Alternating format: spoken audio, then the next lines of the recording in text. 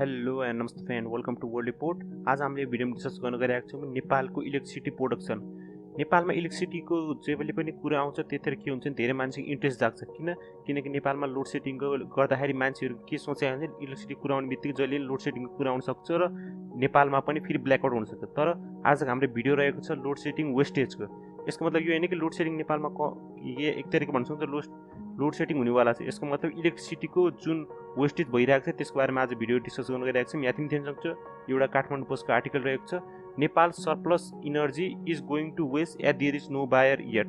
Buyer भन्नको मतलब यो होइन कि डोमेस्टिक बायर जुन हाम्रो घर परिवार या एक तरिकाले हाम्रो होममा चाहिँ जसले इलेक्ट्रिसिटी कन्ज्युम हुन्छ त्यो बायर चाहिँ हामीलाई रिफर गर्न खोजेको बायर यानि कि कन्ट्री जुन बाहिरी कन्ट्रीहरूलाई बेचिन्छ त्यसलाई नै एउटा बायरको रूपमा हामीले रिफर गरिएको र the country is losing million. नेपालको जुन पैसा रहेको छ एक तरिकाले लगानी राखेको थियो हाइड्रो पावर बनाउन, किनकि हाइड्रो पावर एक तरिकाले मेगा प्रोजेक्ट हो। हाइड्रो पावर बनाउन थुप्रै मेसिनरीहरू चाहिन्छ, थुप्रै एक्सपर्टिज चाहिन्छ, बाहिरी देशबाट इन्जिनियरहरूलाई बोलाउनु पर्छ र एक तरिकाले नदीलाई थुन्ने काम भनेकै हाई कस्ट एक तरिका प्रोजेक्ट रहेको हुन्छ।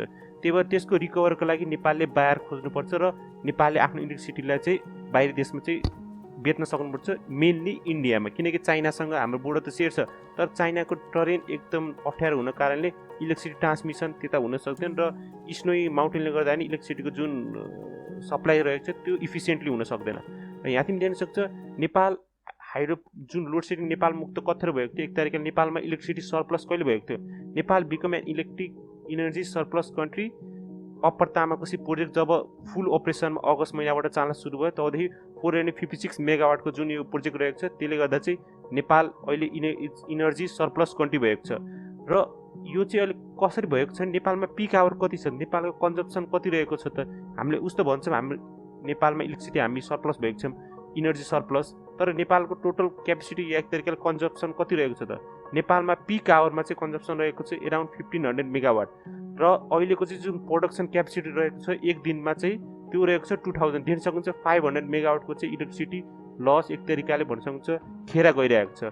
And of the that 1900 megawatt is generated from hydro power. यसमध्ये चाहिँ जुन 100 मेगावाट रहेको छ त्यो थुप्रो अरू इनर्जी सोर्सेसहरूबाट मान्न सक्नुहुन्छ हामीले सोलर पावर सोलर प्यानलबाट प्रड्युस गरिन्छ।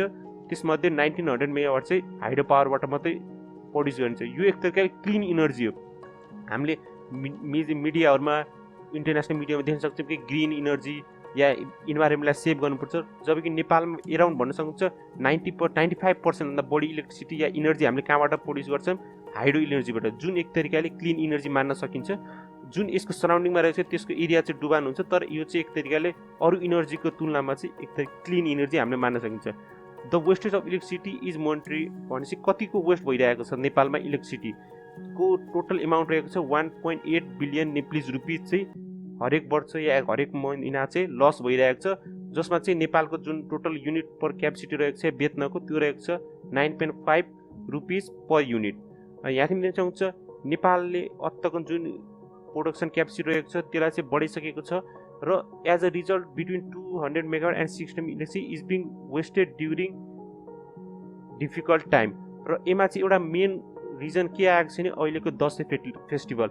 अहिले दसैँको थुप्रै बिदाहरू हामीले देखेको छौँ, स्कुल बिदा छ कलेज बिदा छ। नेपालमा इलेक्ट्रिसिटी कन्जम्सन कसले धेरै गर्छ त त्यो गर्छ स्कुलहरूले कलेजेसहरूले जुन इन्स्टिट्युसन रहेको छ युनिभर्सिटीहरू र फ्याक्ट्रीहरूले चाहिँ के गर्छन् इलेक्ट्रिसिटी धेरै कन्ज्युम गर्छन्। तर यो सब के भएको छ अहिले बन्द भएको छ। धेरै मान्छेहरू दसैँ मनाउन एक तरिकाले लिभमा चाहिँ आफ्नो काम छोडेर चाहिँ आफ्नो होम टाउन गएका छन्।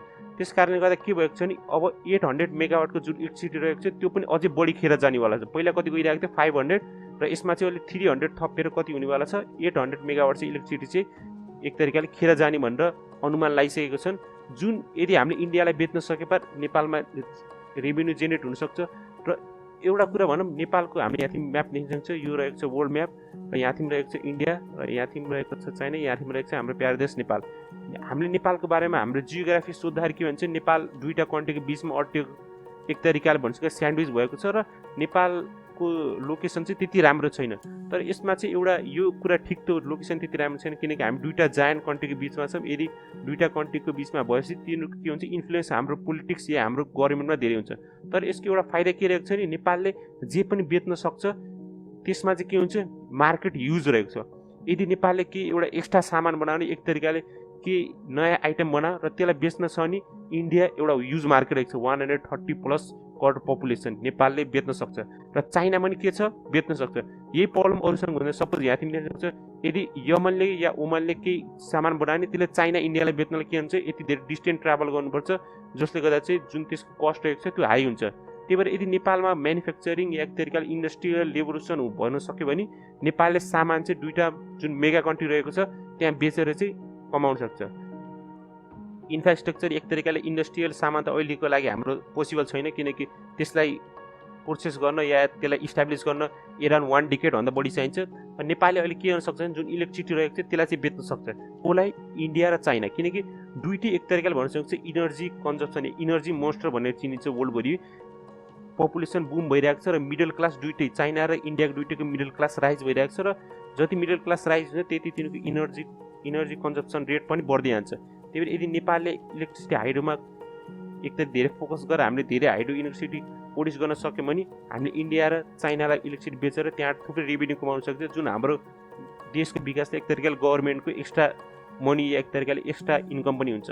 र नेपालमा अहिले कुन कुन प्रोजेक्टहरू चलिरहेको छ त या आउनेवाला छ, तीन प्रोजेक्टहरूको यहाँ तिमी नाम लेख्न सक्नुहुन्छ। एउटा रहेको छ अप्पर तामाकोसी प्रोजेक्ट, यो कम्प्लिट भइसकेको छ। अप्पर भोटेकोसी, मर्स्याङदी, त्रिशुली, देवीघाट यो रहेको छ। र यदि यो सब प्रोजेक्ट कम्बाइन भयो भने कति अझै थपिनेवाला छ, 621 मेगावाट, जुन हाम्रो एक्जिस्टिङ 2000 मेगावाट पर डे रहेको छ त्यसमा इन्क्रिज हुन्छ। र यो इन्क्रिज चाहिँ हामीले कसलाई एक्सपोर्ट गर्न सकिन्छ, इन्डिया र चाइनालाई। र इन्डियालाई एक्सपोर्ट गर्दा हामीले एउटा कुरा ख्याल गर्नु, हामीले इन्डियाको बारेमा सुनिन्छ इन्डिया त इलेक्ट्रिसिटी चाहिन्न, किनकि इन्डियामा लाइन गएको छैन भनेर हामीले धेरै सुनिन्छ न्युजहरूमा। तर यसको मेन कारण रहेको छ कोइल। इन्डियामा जुन इलेक्ट्रिसिटी या इनर्जीको प्रोड्युस हुन्छ त्यो चाहिँ हाम्रो जस्तो हाइड्रो पावरबाट हुँदैन धेरै। त्यहाँ चाहिँ के हुन्छ, यहाँ यो ग्राफमा देख्न सक्नुहुन्छ 55% एराउन्ड चाहिँ केबाट हुन्छ, कोइलबाट मात्रै। तिनीहरूको कोइलमा डिपेन्डेन्स एकदम हाई रहेको छ। र 12% मात्रै कति हुन्छ हाइड्रो पावर, जुन हामीले 95% हाम्रो इनर्जी प्रोडक्सन हुन्छ त्यो चाहिँ इन्डियामा जम्मा 12%। त्यसमा नेचुरल ग्यास रहेको छ 7% र अदर रिन्युएबल इनर्जीमा हामीले विन्ड एनर्जी जोड्न सकिन्छ, सोलर इनर्जी जोड्न सकिन्छ, र डिजल 1%, र न्युक्लियर चाहिँ 2%। न्युक्लियरको रिएक्टरबाट नि एक तरिकाले इलेक्ट्रिसिटी प्रोड्युस हुन्छ। यो यसको बारेमा हामीले छुट्टै एक दिन भिडियो बनाएर डिस्कस गरौँला।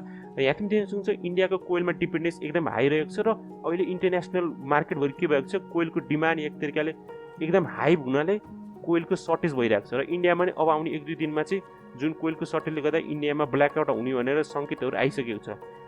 त्यो चाहिँ हाम्रो लागि गोल्डन अपर्च्युनिटी रहेको छ कि हाम्रो जुन हाइड्रो पावरमा जुन हाम्रो इलेक्ट्रिसिटी छ त्यो चाहिँ हामीले इन्डियालाई बेच्न सक्ने र एक तरिकाले नयाँ गेटवे ओपन गर्ने।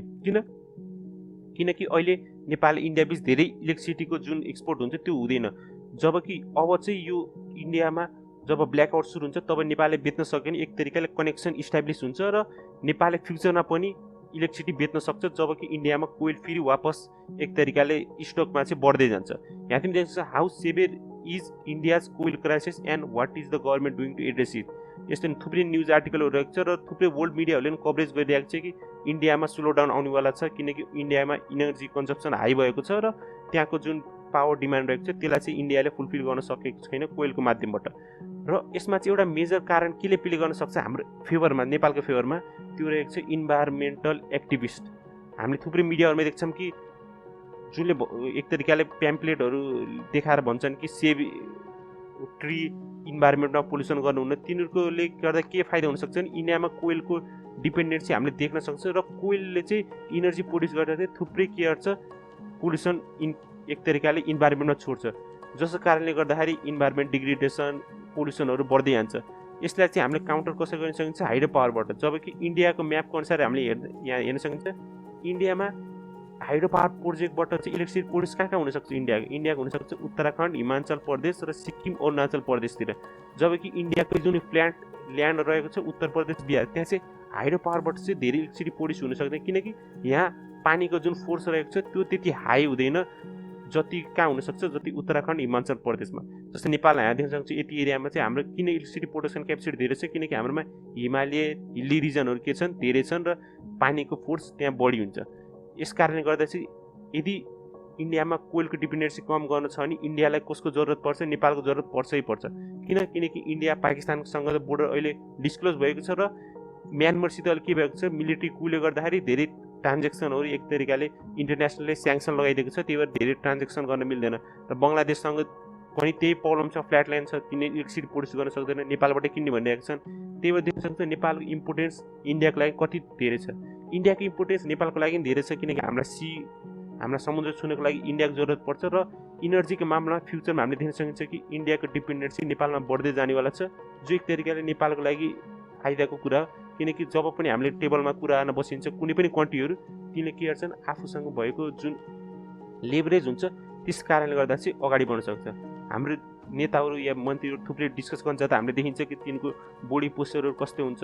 र त्यो कारणले गर्दा के हुन्छ भने जुन हाम्रो लेभरेज छ इनर्जीको मामलामा चाहिँ, त्यसले गर्दा चाहिँ हामीले इन्डियासँग डिमान्ड हाम्रो कुरा माग्न सक्छौँ। जबकि अहिले चाहिँ के भइरहेको छ, हामीले इन्डियाले हामीलाई दिइरहेको छ, पछि फ्युचरमा के हुनसक्छ, इनर्जीले गर्दा चाहिँ हामीले इन्डियालाई दिन सक्छौँ।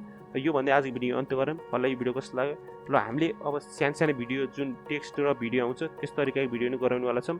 त्यो कस्तो लाग्छ अहिले कमेन्टमा लेख्न सक्नुहुन्छ। यो भिडियो आजलाई यति नै। हजुरलाई के लाग्छ, नेपालको फ्युचर कस्तो रहेको छ हाइड्रो इलेक्ट्रिसिटीमा, कमेन्टमा लेख्नु होला। असल धन्यवाद। See you next video. God bless you. जय नेपाल।